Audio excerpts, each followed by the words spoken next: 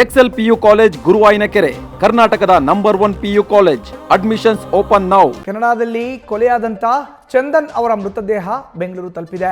ಬೆಂಗಳೂರಿನ ಕೆಂಪೇಗೌಡ ಅಂತಾರಾಷ್ಟ್ರೀಯ ವಿಮಾನ ನಿಲ್ದಾಣವನ್ನು ತಲುಪಿ ಈಗ ಮಧ್ಯಾಹ್ನ 1 ಗಂಟೆವರೆಗೂ ಪಾರ್ಥಿವ ಶರೀರದ ಅಂತಿಮ ದರ್ಶನಕ್ಕೆ ವ್ಯವಸ್ಥೆಯನ್ನು ಕಲ್ಪಿಸಲಾಗಿದೆ. ದೆಹಲಿಯಿಂದ ಬೆಂಗಳೂರಿಗೆ ಬಂದಿದೆ ಚಂದನ್ ಮೃತದೇಹ.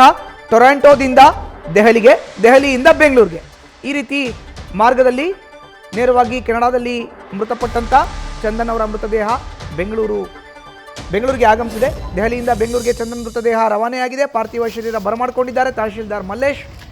ಮಧ್ಯಾಹ್ನ 1 ಗಂಟೆವರೆಗೂ ಶಾಲಾ ಮೈದಾನದಲ್ಲಿ ಅಂತಿಮ ದರ್ಶನಕ್ಕೆ ವ್ಯವಸ್ಥೆಯನ್ನು ಕಲ್ಪಿಸಲಾಗಿದೆ.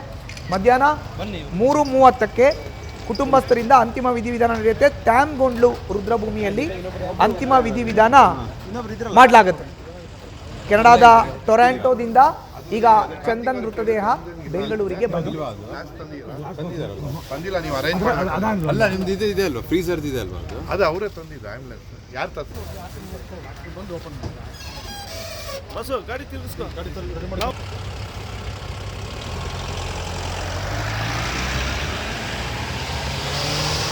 ಇನ್ನು ಕೆನಡಾದಲ್ಲಿ ಮೃತಪಟ್ಟಂತ ಕನ್ನಡಿಗ ಚಂದನ್ ಮೃತದೇಹ ಈಗ ಅವರ ಪಾರ್ಥಿವ ಶರೀರ ಬೆಂಗಳೂರು ತಲುಪಿದೆ.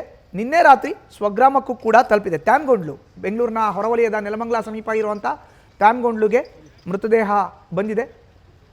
ನೆಲಮಂಗಲದ ಟ್ಯಾಮ್ಗೊಂಡ್ಲುವಿನ ಶಾಲೆಯಲ್ಲಿ, ಶಾಲಾ ಮೈದಾನದಲ್ಲಿ ಅಂತಿಮ ದರ್ಶನಕ್ಕೆ ವ್ಯವಸ್ಥೆಯನ್ನು ಕೂಡ ಕಲ್ಪಿಸಲಾಗಿದೆ. 38 ವರ್ಷದ ಚಂದನ್ ಟೊರಾಂಟೋದಲ್ಲಿ ಕನ್ನಡ ಸಂಘಟನೆಯಲ್ಲಿ ತೊಡಗಿಸ್ಕೊಂಡಿದ್ರು. ಕನ್ನಡ ಮಾತನಾಡುವಂಥ ಕನ್ನಡಿಗರನ್ನ ಒಂದೆಡೆ ಸೇರಿಸಿ ಅಲ್ಲಿ ಸಂಘಟನೆಯನ್ನ ಮಾಡ್ತಾ ಇದ್ರು.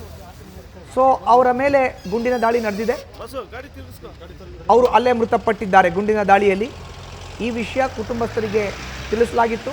ಈಗಾಗಲೇ ಅವರ ತಂದೆ ತಾಯಿ ಕೂಡ ಮಾಧ್ಯಮಗಳ ಮುಂದೆ ಹೇಳಿಕೆಯನ್ನು ನೀಡ್ತಾ ಇದ್ರು. ಮಗನಿಗೆ ಹುಡುಗಿಯನ್ನು ನೋಡ್ತಾ ಇದ್ವಿ ಮದುವೆ ಮಾಡಲಿಕ್ಕೆ, ಬಟ್ ಅಷ್ಟರಲ್ಲಿ ಆತ ಮೃತಪಟ್ಟಿರುವಂಥ ವಿಷಯ ನಮಗೆ ತಿಳಿದಿದೆ, ತೀವ್ರ ಆಘಾತ ತಂದಿದೆ ಈ ವಿಷಯ ಅನ್ನೋದನ್ನು ತಿಳಿಸ್ತಾ ಇದ್ರು. ನಿನ್ನೆ ತಡರಾತ್ರಿ ಪಾರ್ಥಿವ ಶರೀರ ಬೆಂಗಳೂರಿನ ಕೆಂಪೇಗೌಡ ಅಂತಾರಾಷ್ಟ್ರೀಯ ವಿಮಾನ ನಿಲ್ದಾಣಕ್ಕೆ ಬಂದಿದೆ. ತಹಶೀಲ್ದಾರ್ ಮಲ್ಲೇಶ್ ಪಾರ್ಥಿವ ಶರೀರವನ್ನು ಬರಮಾಡಿಕೊಂಡಿದ್ದಾರೆ. ಈಗ ಬೆಂಗಳೂರಿನ ಕೆಂಪೇಗೌಡ ಅಂತಾರಾಷ್ಟ್ರೀಯ ವಿಮಾನ ನಿಲ್ದಾಣದಿಂದ ನೇರವಾಗಿ ನೆಲಮಂಗಲ ಸಮೀಪದ ಟ್ಯಾಮ್ಗೊಂಡ್ಲುವಿಗೆ ಅವರ ನಿವಾಸಕ್ಕೆ ಪಾರ್ಥಿವ ಶರೀರವನ್ನು ಕೊಂಡೊಯ್ಯಲಾಗಿದೆ.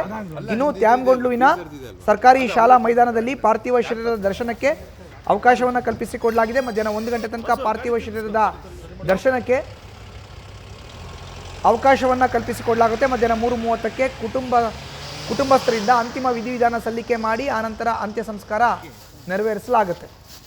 ಆರ್ಯ ವೈಶ್ಯ ಸಂಪ್ರದಾಯದಂತೆ ಅವರ ಅಂತಿಮ ವಿಧಿವಿಧಾನ ನಡೆಯುತ್ತಿದೆ. ನ್ಯೂಸ್ ಫಸ್ಟ್ ನಿರ್ಭೀತಿಯಿಂದ ನಿಮ್ಮ ಪರವಾಗಿ.